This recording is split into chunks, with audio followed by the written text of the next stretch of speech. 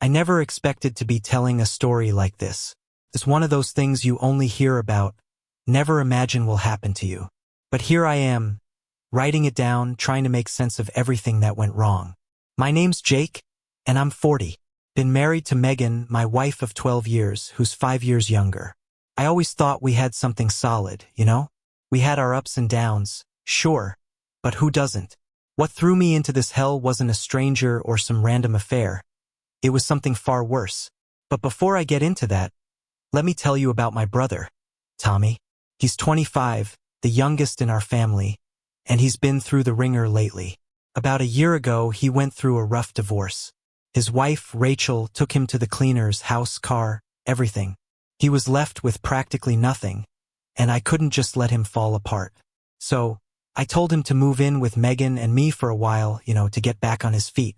Megan had always been supportive, always had a soft spot for Tommy, so she didn't mind. If anything, she encouraged it. Tommy stayed in the guest room upstairs. We have a big house, quiet neighborhood, and we thought it'd be a good place for him to heal. He didn't have much besides his cat, a little gray tabby named Pockets, which he brought along with him. That cat had a habit of wandering into rooms, so Tommy always left his door cracked. He said it was easier than having to get up every time Pockets wanted to explore. Everything was fine, or at least I thought it was. I come home after work, have dinner with Megan and Tommy, and the three of us would chat about life, crack open a few beers, watch a game. Tommy started looking better, too, less haunted, more like his old self. But things were changing. I started noticing these moments between Megan and Tommy. You ever get that gut feeling something's off, but you can't quite put your finger on it? They laughed together more than usual. He'd sit closer to her on the couch, and she didn't seem to mind. At first, I told myself I was being paranoid. I mean, it's my wife and my brother. What the hell could happen, right? But the tension in the air was undeniable, though I still refused to believe it could be anything more. Then came that night. I woke up earlier than usual.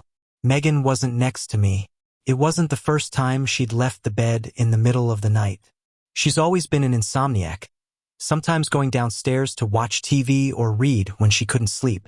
I didn't think much of it at first, until I noticed something strange. Pockets was sitting by the door, meowing softly. Tommy always left his door open a crack, but this morning it was shut. That never happened. A knot formed in my stomach as I got up and walked down the hallway. I don't know what I expected to find. Probably nothing. I was being irrational, wasn't I? But as I reached for Tommy's door, everything inside me screamed that something was horribly wrong. I pushed it open, and there they were. Megan, my wife of 12 years, in bed with Tommy, my brother. She was asleep, her arm draped over him like she belonged there, like it wasn't some cruel nightmare I was stuck in. The room felt smaller, the walls closing in as I stood there, frozen, staring at the wreckage of my life. There are no words to describe the kind of betrayal that takes the air out of your lungs like that. The world didn't stop spinning, but mine did. In that moment, I wasn't even angry. I was numb, as if my brain couldn't process what my eyes were seeing. How long had this been going on? How did I not notice? Was I stupid, blind, or just in denial? Every answer made me feel worse. Megan stirred, and that's when I stepped back, my body trembling with something I hadn't felt in years: fear. Fear of what this would do to me, to us, to everything I thought we had. I closed the door softly behind me. I didn't know what to do next. All I knew was that everything had just changed. Forever. I stumbled back to our bedroom, my heart pounding so hard I could feel it in my throat. My mind raced through a million thoughts, none of which made sense. How long had this been happening? Why him? I sat on the edge of the bed, staring at the spot where Megan should have been lying, where we had shared so many nights. The sheets were still warm, but everything about them felt cold. I didn't know what to do. Should I wake her up? Confront her? Scream? But my body wouldn't move. It was like every muscle had locked up, frozen in shock. My phone was on the nightstand, and for some reason, I picked it up. I don't know why, maybe out of habit, maybe because I needed something familiar to hold on to. But as I stared at the screen, all I could think about was how ridiculous this was. Here I was, in the middle of the biggest betrayal of my life, and I was reaching for my phone like it could fix anything. Minutes passed, or maybe it was hours, I lost track. All I could hear was the faint ticking of the clock on the wall, each second pounding into my skull, reminding me of the betrayal I had just witnessed. My wife and my brother, together, in my house, under my roof. I felt like a fool. Eventually, I heard movement from down the hall. Megan was awake. I heard her light footsteps, followed by the sound of a door creaking open. Tommy's door. She was sneaking out of his room like she was trying not to wake me. The audacity of it all made my blood boil.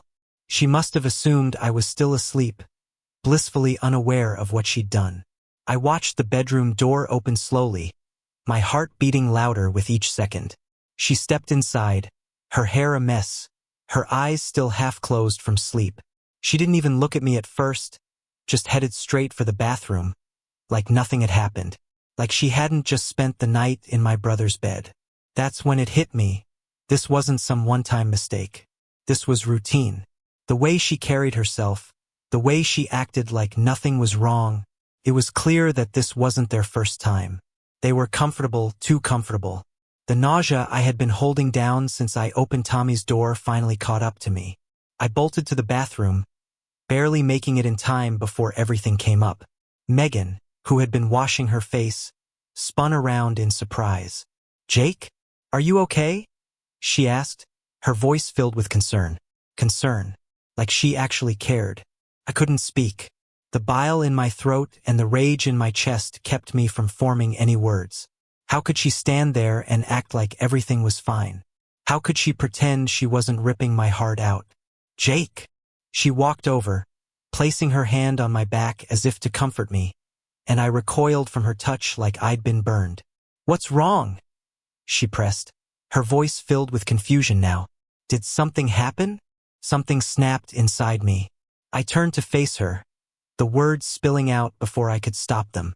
"Did something happen?" I spat, my voice shaking. "Are you seriously asking me that?" Her eyes widened, and for a second, I saw real fear flash across her face. She stepped back, and I could see her mind racing, trying to figure out what I knew. "What are you talking about?" she asked, but her voice wasn't steady anymore. Cracked just slightly, enough for me to hear the guilt in it. "I know, Megan." The words came out like a whisper, but they hit her like a punch. I watched as her face paled, her hands trembling just enough to give her away. She tried to say something, but the words caught in her throat. I didn't wait for her to recover. "I know about you and Tommy." Silence. It was the kind of silence that weighs on your chest, makes it hard to breathe. Megan's eyes darted around the room, as if she could find an escape route, but there was nowhere for her to go. We both stood there, trapped in this moment, waiting for it to explode. She started, but nothing else came out. Her lips moved, but the excuses died before they reached me. She knew there was nothing she could say to make this better. "How long?" I demanded, my voice louder now. "How long has this been going on?" She shook her head, her eyes filling with tears. "Jake, please. How long?" I didn't care about her tears. I didn't care that she was breaking down in front of me. I wanted the truth, and I wasn't going to stop until I got it. Megan wiped her eyes, trying to compose herself, but the weight of the truth was too much for her to hide. "A few months," she whispered, her voice barely audible. "Months. Months." My stomach twisted again, and I felt like I was going to be sick all over. This wasn't a mistake. This wasn't some moment of weakness. This was deliberate, planned, repeated. While I was asleep in the next room, I asked, my voice hollow. She nodded, the tears streaming down her face now. "I'm sorry, Jake. I didn't mean for this to happen. I don't know what I was thinking. Don't." I cut her off. "Don't you dare try to justify this." The anger that had been building inside me finally broke free. "You didn't just make a mistake. You chose this. Every time. You chose to betray me. You chose him." Megan sobbed, covering her face with her hands. I know I messed up. But please, Jake, we can fix this. We can work through it. Work through it." I couldn't believe what I was hearing. You slept with my brother, Megan, in our house, while I was right there. There's no coming back from that. She collapsed onto the floor, crying uncontrollably, but I couldn't bring myself to feel sympathy. Not anymore. All I could feel was the overwhelming sense of loss. The life we had built, the trust we had shared, it was all gone. In that moment, I realized that the woman I thought I knew didn't exist anymore. Or maybe she never had. I walked out of the bathroom, leaving Megan sobbing on the floor, and headed for the stairs. I needed air. I needed to get away from this nightmare, even if it was just for a few minutes. But as I reached the bottom step, I saw Tommy standing there, his face as pale as hers had been. He knew. He'd heard everything. And the look on his face told me he wasn't ready for what was about to come next. Tommy stood at the bottom of the stairs, frozen. His eyes locked with mine, wide with a mixture of guilt and fear. For a second, neither of us moved. The weight of what had just happened upstairs seemed to press down on us both. I couldn't think straight. My head was spinning, my heart pounding so hard it drowned out everything else. But as I looked at my brother, the anger surged again, stronger this time. How could you? I growled, my voice shaking with rage. How could you do this to me? Tommy didn't answer at first. He just stood there, looking like a scared kid caught doing something unforgivable. His hands fidgeted by his sides, and his mouth opened slightly, but no words came out. Finally, he whispered, "Jake, I'm sorry." Sorry? I repeated, the word feeling bitter in my mouth. You're sorry? You slept with my wife, Tommy, in my house, while I was asleep upstairs. And all you've got is sorry? He flinched at my words, but I wasn't finished. I took you in, man. After everything that happened with Rachel, I let you stay here because I wanted to help you. And this is how you repay me. My voice cracked at the end, and I hated how vulnerable it sounded, but I couldn't hold it in. Tommy shook his head, tears forming in his eyes. I know, Jake, I know. I messed up. I don't know why. Don't. I cut him off, stepping closer. Don't you dare say you don't know why. You knew exactly what you were doing. I could feel the rage bubbling inside me, threatening to explode. Part of me wanted to hit him, wanted to hurt him the way he had hurt me, but something held me back. Maybe it was the fact that, despite everything, he was still my brother. The same kid I'd helped raise after our parents passed. The same person I'd stood up for, time and time again. But now I barely recognized him. Tell me something, I said. My voice quieter now but no less intense. Was it worth it? Was she worth it? Tommy blinked, clearly not expecting that question. He looked down at the floor, ashamed. No, he muttered. No, Jake, it wasn't. I didn't mean for it to go this far. I laughed. A bitter, humorless sound. It didn't just go this far, Tommy. You took it there. You both did. The sound of footsteps behind me made me turn around. Megan had come downstairs, her face still streaked with tears, her eyes puffy and red. She stood at the bottom of the stairs, looking between me and Tommy, as if she were hoping to find some way to fix this. But there was nothing left to fix. Jake, please, she started, her voice soft and pleading. We can talk about this. I don't want to lose you. I stared at her, stunned by the sheer audacity of her words. You don't want to lose me? You made that decision the moment you crawled into bed with my brother.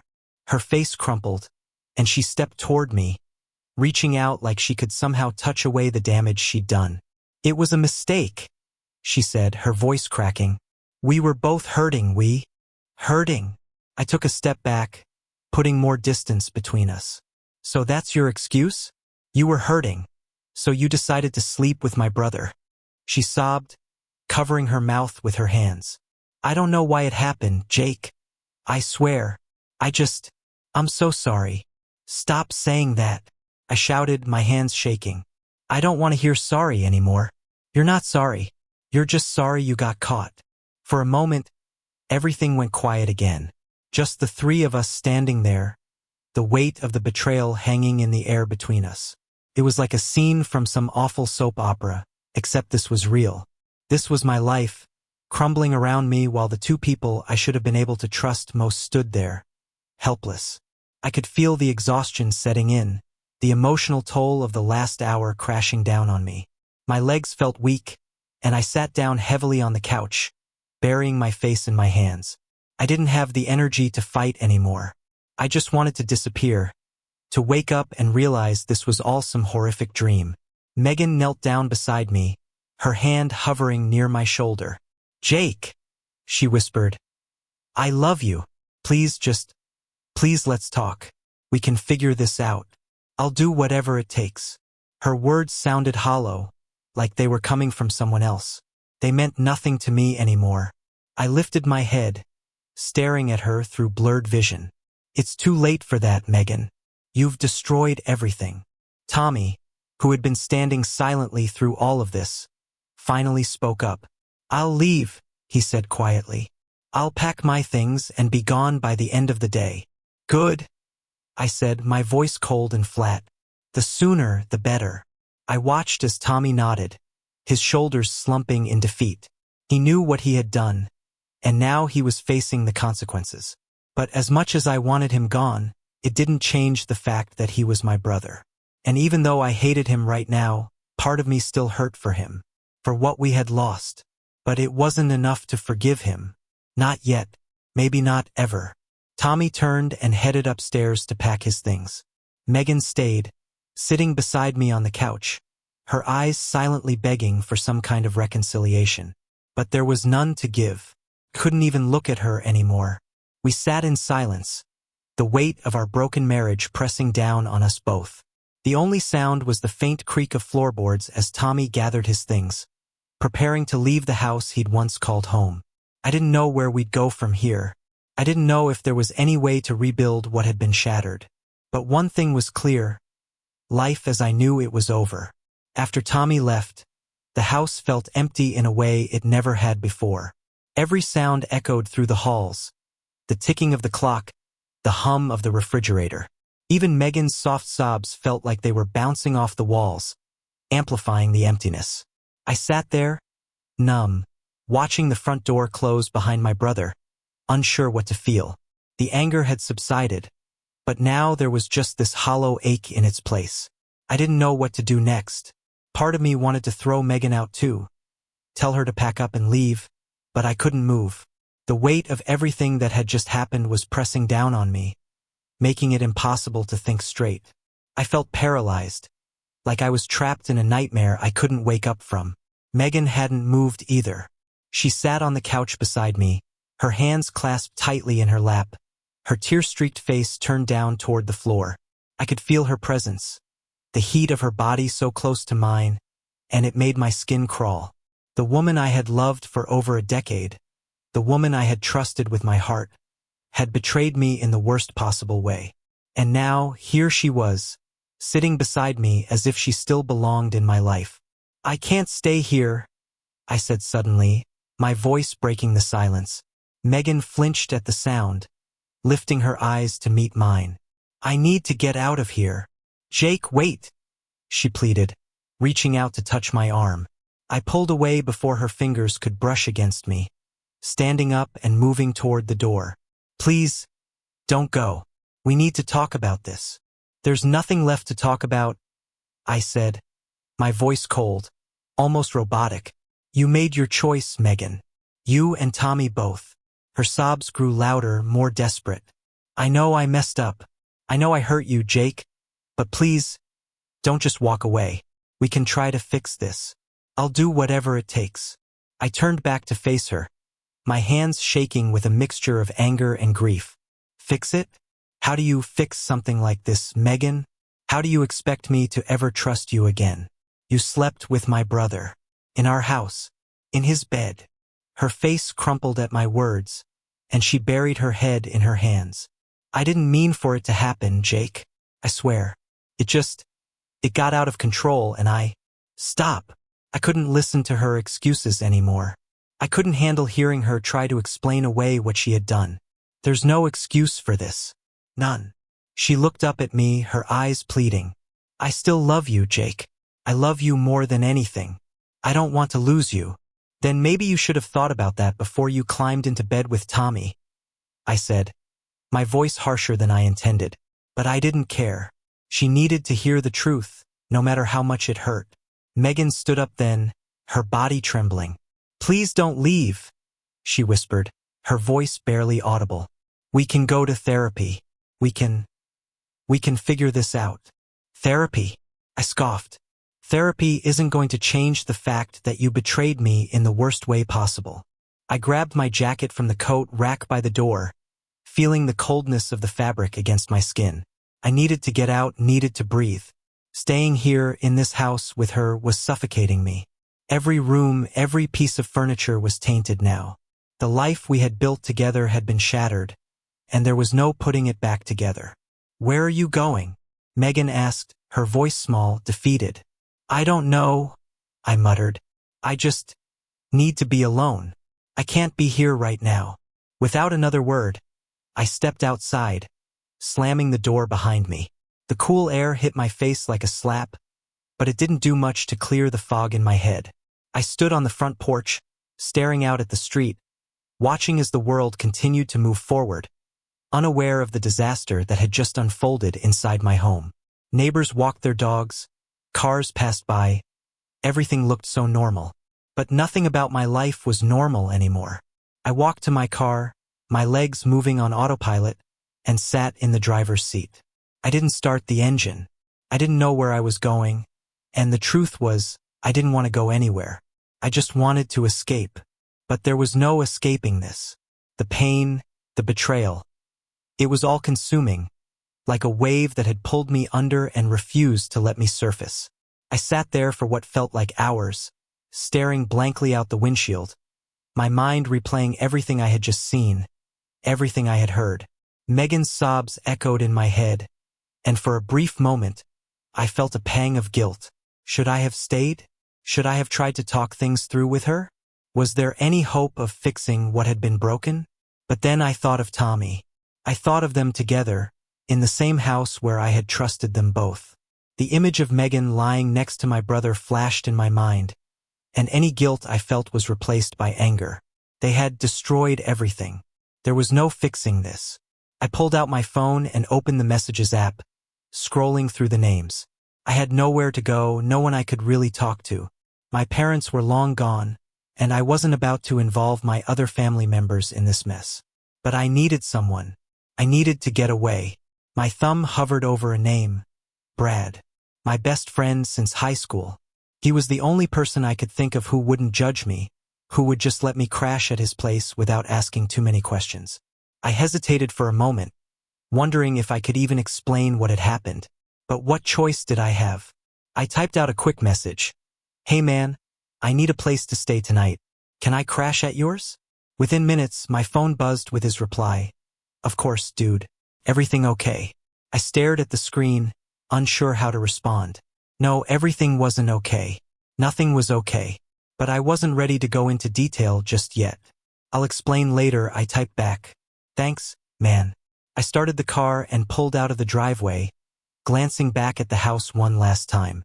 The lights were still on, and I could see Megan's silhouette through the window. She was standing in the living room, staring out, waiting for me to come back inside. But I wasn't coming back. Not tonight. Maybe not ever. As I drove away, the reality of what had happened settled in my chest like a stone. My marriage, my trust, my family, it was all gone. I had no idea what the future held, but I knew one thing for sure. Nothing would ever be the same again. Brad greeted me at his door with a look of concern.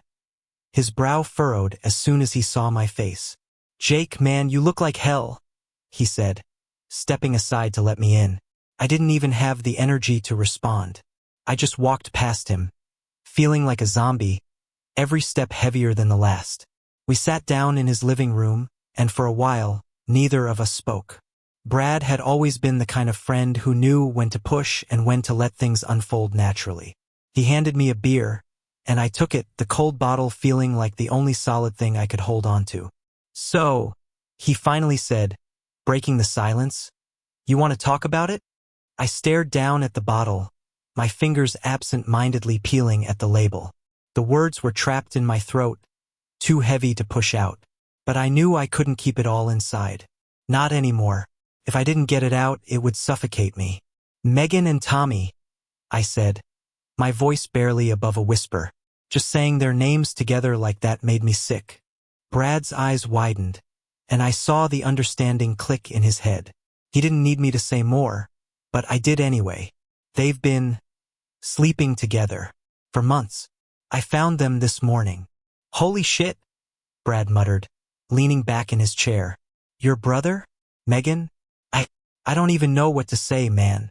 Neither do I admitted, taking a long drink from the bottle, hoping the alcohol would dull the ache in my chest. Didn't. I walked into his room, Brad. I saw them. They were asleep like it was normal. Like this was just their life. I could feel the tears burning behind my eyes, but I blinked them away. I wasn't going to break down here, not in front of Brad. I needed to stay strong, or at least look like I was holding it together, even if I was crumbling on the inside. That's messed up, Jake, Brad said, his voice low, filled with sympathy. I mean, I knew Tommy was struggling after the divorce, but I never thought, damn. Yeah, I said, swallowing hard. Neither did I. We sat there in silence again, the weight of the conversation sinking in. I could feel Brad's eyes on me, waiting for me to say something, but I had nothing left. My mind kept looping back to the same thought. How could they do this to me? How could Megan, the woman I trusted with my life, choose him? How could my own brother betray me like that? After a few minutes, Brad broke the silence again. What are you going to do? The question hit me like a punch to the gut. What was I going to do? I hadn't thought that far ahead. My entire life had been flipped upside down in the span of a few hours, and now I was expected to make decisions? I felt paralyzed, overwhelmed by the sheer magnitude of it all. I don't know, I said honestly, my voice hollow. I left the house. I couldn't stay there, not with her. After what I saw, Brad nodded, his face grim. I don't blame you. I'd have done the same thing. I rubbed my hands over my face, trying to push away the exhaustion that had settled deep into my bones. She wants to talk, wants to work it out. But how the hell do you work through something like this? Therapy's not going to make me forget that she slept with my brother. I don't think anyone would expect you to forget, Brad said carefully. But, are you thinking about divorce? Is that where your head's at? The word hit me like a slap. Divorce. I hadn't even let myself think about it until now. But what other option was there? Could I really stay with Megan after this? Could I ever look at her the same way? Sleep beside her knowing what she had done? I don't know, I admitted, my voice cracking. I don't know if I can do it, Brad. I thought I'd spend the rest of my life with her. We've built everything together. I can't just throw that away. But at the same time, I don't know if I can ever trust her again. Brad leaned forward, resting his elbows on his knees. Look, man, I'm not going to tell you what to do. But I will say this, you don't have to decide right now. Take some time. Figure out what you need. This is a massive betrayal, Jake. No one expects you to know how to handle it right away. I nodded, appreciating his advice, but it didn't make the decision any easier. I didn't want time, I wanted answers. I wanted to wake up and realize this had all been a bad dream. But I knew that wasn't going to happen. We sat in silence for a while longer, and eventually, Brad spoke again, his tone more hesitant this time. Jake, I'm only saying this because I care about you, but have you thought about talking to Tommy? The question made my stomach churn. Tommy, the brother I had trusted, protected, loved. The one who had slept with my wife. I hadn't even thought about reaching out to him. Why would I? He was part of the reason my life had been blown apart. But as much as I hated him right now, I knew Brad was right. I couldn't avoid him forever. I don't know if I can talk to him, I said, my voice strained. Not yet. I get that, Brad said softly. But when you're ready, maybe it'll help. Even if it's just to get some closure. Closure. The word sounded so final, like I was supposed to wrap this nightmare up with a neat little bow and move on. But how did you find closure when your brother slept with your wife? How did you move on from something like that? I stayed at Brad's that night, but I barely slept. Every time I closed my eyes, I saw Megan and Tommy, their bodies tangled together in that bed. I saw the guilt on Tommy's face when I confronted him. I saw Megan's tears, her desperate pleas for forgiveness. And every time, the anger boiled up inside me, keeping me awake, keeping me trapped in the pain. By morning, I had made a decision. I couldn't stay in this limbo, not knowing what came next. I had to face it, no matter how much it hurt. I had to talk to Tommy. I pulled up outside Tommy's apartment later that afternoon, my hands gripping the steering wheel so tightly my knuckles turned white. I hadn't told Megan where I was going. I hadn't told anyone, really. This was something I had to do alone. The apartment building loomed in front of me, a stark reminder of the life Tommy had been trying to rebuild after his own divorce. And now he'd torn apart my life in the process. I felt the familiar knot of anger and grief twist in my stomach as I stepped out of the car and made my way up the stairs to his door. My hand hovered over the door for a moment, hesitating. What was I even going to say? I hadn't rehearsed this. I didn't have a plan. All I knew was that I needed to see him, to look him in the eyes and try to understand why he had done this. I knocked. A few moments passed before the door creaked open. There he was, Tommy, my little brother. He looked just as wrecked as I felt.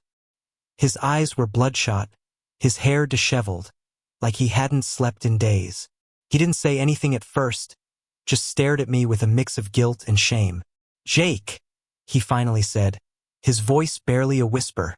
I clenched my jaw, trying to hold back the wave of emotions that threatened to drown me. "We need to talk." Tommy stepped back, allowing me into his small apartment. The place was a mess. Empty beer bottles scattered on the coffee table, laundry piled in the corner. It was clear he'd been struggling, but I couldn't bring myself to care. Not after what he'd done. We stood there in silence for a moment, the air thick with tension. He looked like he was about to say something, but I cut him off before he could get a word out. "Why?" My voice was steady, but I could feel the anger simmering just beneath the surface. "I need to know why, Tommy. Why her? Why Megan?" Tommy's face crumpled, his guilt visible in every line of his expression. "I don't have a good answer, Jake," he said, his voice hoarse. "I swear, I didn't plan for this to happen. It got out of control." "Out of control?" I repeated, my voice rising. "Out of control? You're talking about sleeping with my wife, Tommy. You're talking about betraying me in the worst way possible. And all you've got is, it got out of control? How long has this been going on?" He looked down at the floor, avoiding my gaze. "A few months." I took a deep breath, trying to calm the storm inside me. "A few months." The words felt like acid in my mouth. "You've been sleeping with Megan for months, and you didn't think not once to stop? To think about what this would do to me?" "I thought about it, Jake," Tommy said, finally looking up at me, his eyes filled with regret. "I thought about it every single time, and every time I knew it was wrong. I knew I was betraying you, but I don't know, man. I was in a dark place after the divorce, and Megan. She was there. She listened, she understood. One thing led to another, and I messed up. I know I did." "You're telling me this was all about your divorce?" I asked, my voice dripping with disbelief. "That's your excuse? You were hurting, so you decided to sleep with my wife? That's supposed to make this better somehow?" Tommy shook his head, his hands trembling at his sides. "No, it doesn't make it better. Nothing will. I don't expect you to forgive me, Jake. I don't deserve it. But I'm telling you the truth. I wasn't thinking straight. I was lost." "Lost?" I spat. "You weren't lost, Tommy. You knew exactly what you were doing. You knew what it would do to me, and you did it anyway." He flinched at my words, his face crumpling again. "I didn't want to hurt you." "Well, congratulations," I said bitterly. "You did. You broke me, Tommy. You and Megan both." Tommy's eyes filled with tears, and for a moment, I could see the little brother I used to protect, the kid I used to look out for. But that image was shattered now, replaced by this broken version of him, the man who had destroyed my marriage. It was hard to reconcile the two. "I'm sorry," he whispered, the words barely audible. "I'm so sorry, Jake." I took a deep breath, letting the silence stretch between us. I didn't know what I had expected from this conversation, some kind of closure, maybe, but hearing his apology, seeing his guilt, didn't make me feel any better. If anything, it made me feel worse. There was no going back from this, no fixing what had been broken. "I loved you, Tommy," I said, my voice cracking. "I trusted you. I brought you into my home after Rachel left. I gave you a place to stay, and this is how you repay me? By sleeping with the one person I trusted most." Tommy wiped his eyes, his voice shaking. "I didn't mean to take that from you, Jake. I didn't. I was a mess, and I let things go too far. I wish I could take it back." "But you can't," I said coldly. "You can't take it back. And now, everything is ruined." We stood there in the wreckage of our relationship, the weight of our shared history pressing down on both of us. For a moment, I considered forgiving him. Maybe it would be easier to move on if I let him back in, if I could somehow reconcile the love I once had for my brother with the betrayal that now defined us. But I couldn't. I wasn't ready for that. Maybe I never would be. "I don't know if I can ever forgive you," I said quietly, my voice barely above a whisper. "Not for this." Tommy's face fell, but he didn't argue. He knew. He knew what he had done was unforgivable, and he didn't try to make excuses anymore. He just stood there, defeated, knowing that he had lost me. "I understand," he said softly. "I don't expect you to." I turned to leave, my heart heavy, but as I reached the door, I stopped. There was one more thing I needed to know. "Did you love her?" I asked, my back still to him. Tommy hesitated, and in that moment, the silence felt like a knife twisting in my chest. Finally, he spoke. "No," he said, his voice strained. "I didn't love her. It wasn't about that. It was a mistake. A terrible mistake." I closed my eyes, trying to steady my breathing. His answer should have made me feel better, but it didn't. Whether he loved her or not didn't change the fact that he had betrayed me. It didn't change what I had lost. Without another word, I walked out the door, leaving Tommy standing alone in his apartment, and drove away. The drive home was a blur. I barely registered the streets or the passing cars. My mind was consumed with everything that had happened. The betrayal, the lies, the way my life had fallen apart in a matter of days. And now, after talking to Tommy, I felt even more lost. There was no closure, no sense of peace. Just emptiness. When I pulled up to the house, I saw Megan's car still in the driveway. Part of me had hoped she wouldn't be there, that she would have left, realizing there was nothing more to say.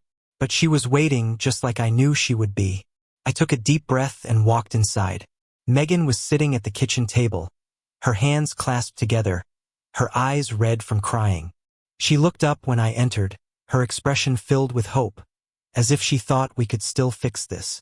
"Did you talk to him?" she asked softly. "Yeah," I said, my voice flat. "And?" she pressed, her voice trembling. "What did he say?"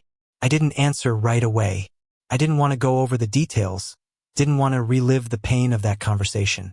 Instead, I looked at her, really looked at her, and tried to see the woman I had fallen in love with all those years ago.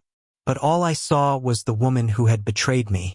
"There's nothing left to say, Megan," I said quietly. "He's gone, and I think you should go too." Megan's face crumpled, and she shook her head frantically. "No, Jake, please, don't say that. We can get through this. I know I hurt you, I know I made a huge mistake, but please, we can fix this. I love you." I felt the weight of her words, the desperation in her voice, but it didn't reach me. "Not anymore." "You love me?" I asked, my voice barely concealing the bitterness. "Is that what love looks like, Megan? Because I don't recognize it." She stood up, moving toward me, her hands shaking. "I do love you. I made a mistake, we made a mistake. But that doesn't mean we have to end everything. We can go to counseling, we can try to rebuild." I took a step back, shaking my head. "Rebuild what?" Our marriage, our trust, is gone, Megan. You broke it. You and Tommy both. Tears streamed down her face, but I couldn't find it in myself to feel sympathy for her. Not anymore. I think you need to leave, I said again, my voice firm. I need time. I need space. And right now, I can't be around you. She sobbed, covering her face with her hands. Jake, please, don't do this. I love you. We can make this right. But I was done. I couldn't listen to her anymore. I couldn't keep pretending that there was a way to fix this. I'll call you when I'm ready to talk, I said, walking toward the door. But for now, I need you to leave. Megan collapsed onto the chair, her body racked with sobs, but I didn't stay to comfort her. Couldn't. I walked out of the house, leaving her behind, and for the first time in days, I felt like I could finally breathe. But the pain was still there, gnawing at the edges of my heart. And I knew that no matter how much space I put between us, it wasn't going to go away any time. The house felt unbearably quiet after Megan left. Every creak of the floorboards, every distant hum of the refrigerator seemed louder, sharper, like the walls themselves were trying to remind me of what had just happened. I stood there for what felt like hours, staring at the door she had walked out of, my mind trying to process everything but coming up blank. I sank into the couch, feeling the weight of the emptiness settle over me. This house had always been our home, a place filled with warmth, laughter, memories. Now it felt like a hollow shell, a monument to everything I had lost. Every picture on the wall, every piece of furniture felt tainted. I couldn't stop thinking about the betrayal. It clung to me like a shadow, and no matter how much I tried to push it away, it refused to leave. I grabbed my phone out of instinct, desperate for some kind of distraction, something to break the unbearable silence. My thumb hovered over Megan's contact. I thought about calling her, about hearing her voice and demanding the answers she hadn't yet given me. But what good would it do? We'd already said everything we could. There was no explanation that could make this right. Instead, I scrolled through my contacts, looking for anyone who might help. My eyes landed on Brad's name. My best friend since high school, the one person who always had my back, no matter what. I hesitated, not sure if I was ready to talk about what had happened, but I needed to talk to someone before I drowned in my own thoughts. I tapped his name and hit send. The phone rang twice before Brad picked up. Jake? Everything okay? His voice was filled with concern, and I could hear the background noise of his TV in the distance. No, I said, my voice breaking. No, man, it's not. Can you come over? I'll be there in 10, he said without hesitation. True to his word, Brad showed up a few minutes later, holding a six-pack of beer in one hand and an unspoken offer of support in the other. He didn't ask any questions as he walked inside. He just sat down next to me, opened 2 beers, and handed one to me. Want to talk about it? He asked after a few moments of silence, taking a long drink from his bottle. I stared at the floor, unable to meet his eyes. Megan and Tommy? I said quietly, the words feeling foreign and bitter on my tongue. They've been together for months. I watched as Brad's expression shifted from confusion to shock, then anger. What? Are you serious? His voice was laced with disbelief. Your brother and Megan? I nodded, swallowing hard. I found them in his room this morning. Brad let out a low whistle, shaking his head. Jesus, Jake. I don't even know what to say. That's messed up, man. Messed up doesn't even begin to cover it, I said, my voice raw. I don't know how to process any of this. I feel like my entire life just imploded. Brad leaned back, his face serious. I can't even imagine what you're going through right now. But, damn, man, I'm so sorry. I had no idea things were this bad. Neither did I muttered, rubbing my face with my hands. I thought we were okay. Sure, we had our rough patches, but what couple doesn't? I never thought she would. With him. Brad didn't say anything for a while. He just sat there, the weight of the situation heavy in the air. Finally, he spoke again. What are you going to do? I don't know, I admitted, my voice shaky. I told her to leave. I told Tommy to stay away. But now I'm just sitting here and I don't even know where to go from here. Brad took another sip of his beer, his expression thoughtful. I get it. It's not something you can just fix overnight. But whatever you decide, Jake, you've got to take care of yourself. Don't let this eat you alive. That's the problem, I said bitterly. It already feels like it has. Brad stayed for a few hours, offering the kind of support only a close friend could give. His presence more comforting than any words. We didn't talk much after that. We watched some mindless TV, trying to distract ourselves from the mess of my life. But when he finally left, the silence rushed back in, even louder than before. That night was the longest of my life. I lay in bed, staring at the ceiling, my mind unable to quiet itself. Sleep was impossible. Every time I closed my eyes, I saw them, Megan and Tommy, together in that bed. The image was burned into my brain, and I couldn't shake it. I couldn't shake the anger, the betrayal, the deep, suffocating sadness. By the time the sun started creeping through the windows, I hadn't slept at all. My body was exhausted, but my mind wouldn't stop racing. I had to do something, anything. I couldn't just sit in this house, surrounded by the ghost of what my life had been. Without thinking, I grabbed my phone and sent Megan a message. We need to talk. Today. I didn't know what I was expecting from this. Maybe closure. Maybe some kind of explanation that would make sense of the chaos in my head. But I knew I couldn't move forward without confronting her one last time. She responded almost immediately. I'll meet you at the park in an hour. The park was almost empty when I arrived. The air was cool, a slight breeze rustling the leaves in the trees, but none of it brought me any comfort. I sat on a bench, my hands shaking slightly, waiting for Megan. The seconds felt like hours. When she finally showed up, I barely recognized her. She looked worn, tired, like the guilt and stress had been eating away at her just as much as it had at me. Her eyes were swollen, her hair pulled back in a messy ponytail. She wasn't the woman I had fallen in love with anymore. She was a stranger. Jake, she said softly, sitting down beside me. Thank you for meeting me. I didn't do it for you, I replied, my voice flat. I did it because I need answers. She looked down, wringing her hands together. I know. I owe you that much. Ask me whatever you need to. I took a deep breath, trying to calm the rage that was bubbling just beneath the surface. Why Megan? Why him? Why my brother? She flinched at the question, tears welling up in her eyes. I don't know, she whispered, her voice shaking. I wish I had a better answer, Jake. I was lost. You were always working and I felt so alone, and Tommy, he was there. He listened to me, and things got out of hand. Out of hand, I repeated, my voice rising. This wasn't some accident, Megan. This wasn't some mistake. You made a choice. You made it over and over again. I know, she cried, tears streaming down her face. I know, Jake. I'm not trying to excuse it. I'm just trying to explain. I wasn't thinking straight. I felt abandoned. Abandoned. I shot back, my anger finally boiling over. I was working to support us.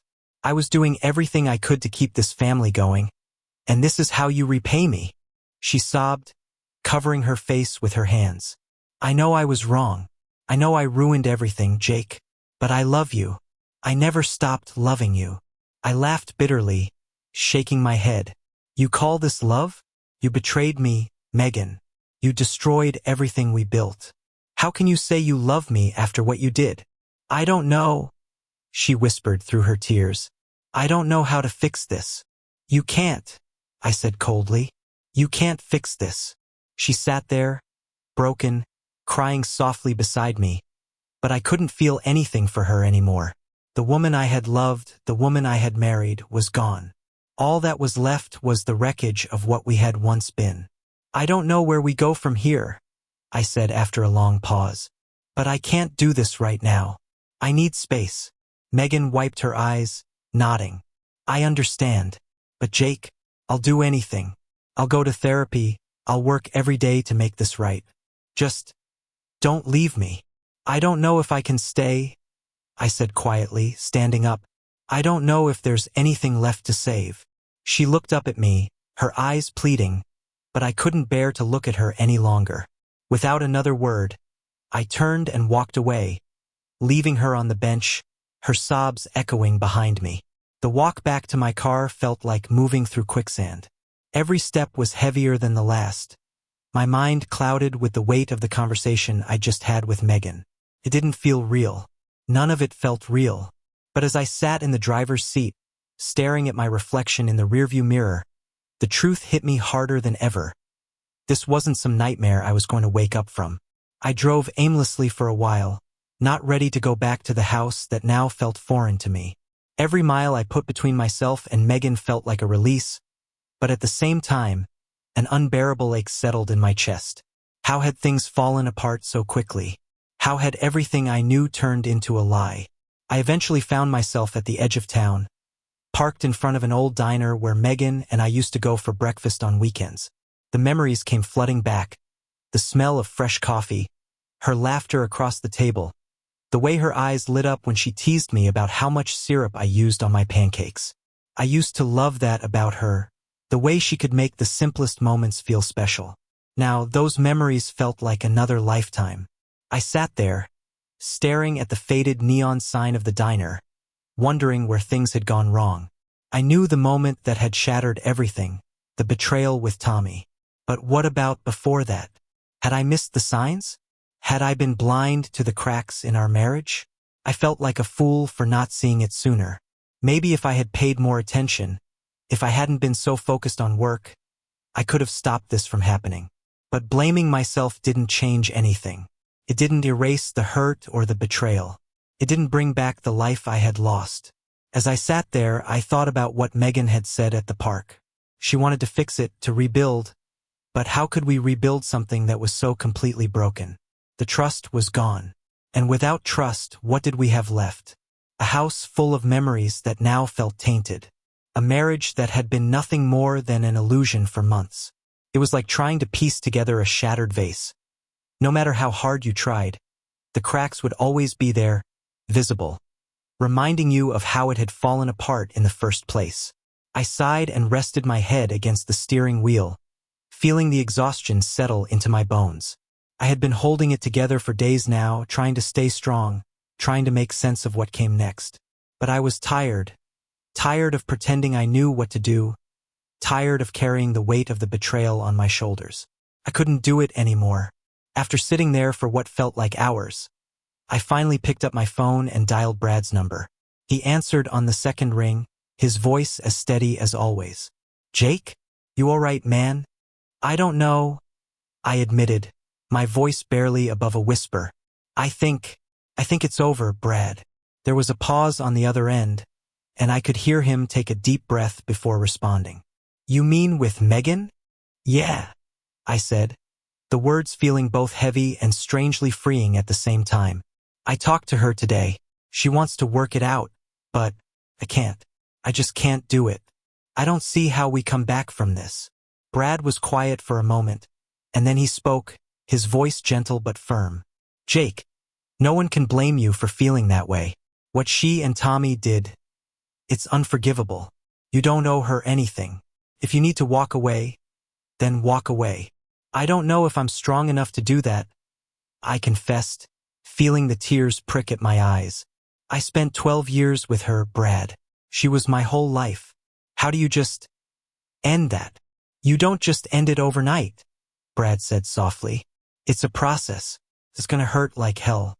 But you don't have to stay in something that's broken just because you're scared of what comes next."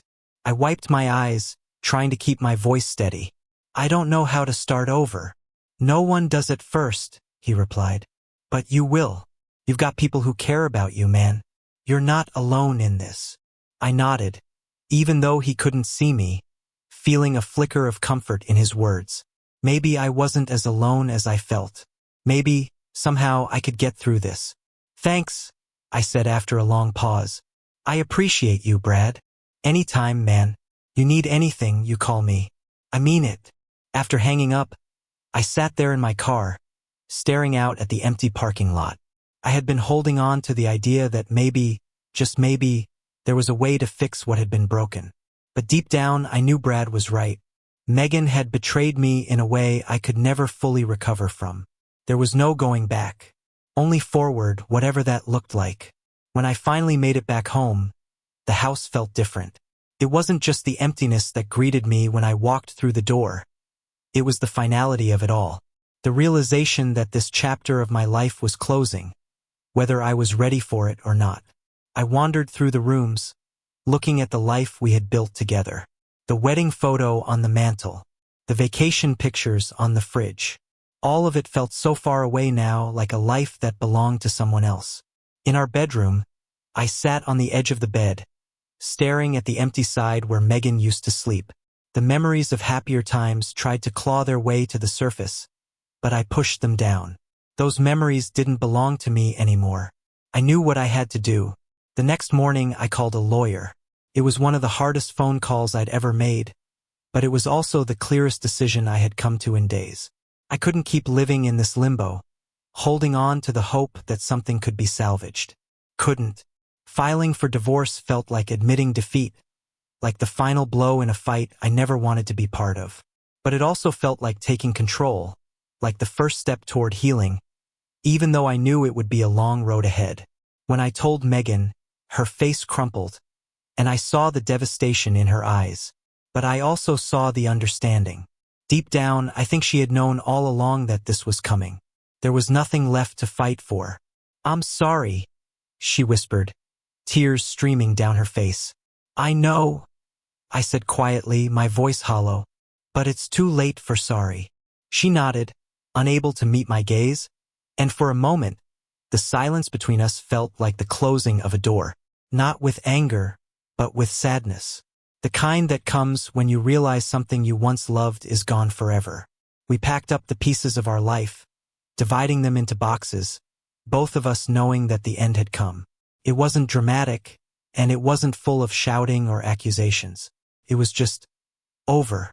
As I watched her leave for the last time, I felt a strange sense of relief, mingled with the deep sadness that would take time to fade.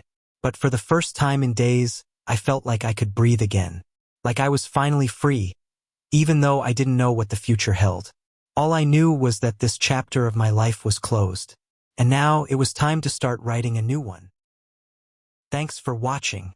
If you enjoyed it, hit like and leave a comment with your favorite part. We'd love to hear your perspective.